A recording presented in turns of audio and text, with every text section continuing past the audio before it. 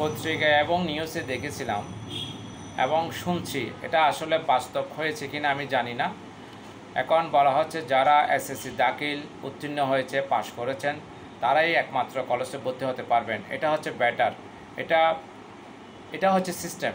কিন্তু যারা ফেল করেছে তারাও নাকি কলেজে ভর্তি হতে পারবে, এটা তো মেনে নেওয়া যায় না।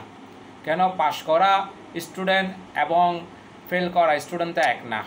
যারা পাশ করছে অবশ্যই তারা ভর্তি হয়ে লেখাপড়া করতে পারবে, আর যারা ফেল করছে একটা সাবজেক্ট বা দুইটা সাবজেক্ট বা দুইটার অধিক, তারা পরবর্তীতে আবার রেফার দেবে, রেফার দিয়ে ভালো করে লেখাপড়া করে রেফার দিয়ে আবার ওরা কলেজে ভর্তি হবে। আমি জানি যে এটা, তাহলে এটা আমার মাথায় কোনো রকম ঢুকতেছে না।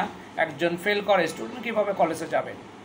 এটা তো কোনো অবস্থাতেই মেনে নেওয়া যাবে না, এটা বাংলাদেশে হতে দেওয়া যাবে না। এমনি বাংলাদেশের লেখাপড়া কিন্তু দুর্বল, আরও যদি দুর্বল হয়ে যায় এটা আরও আতঙ্ক হয়ে যাবে।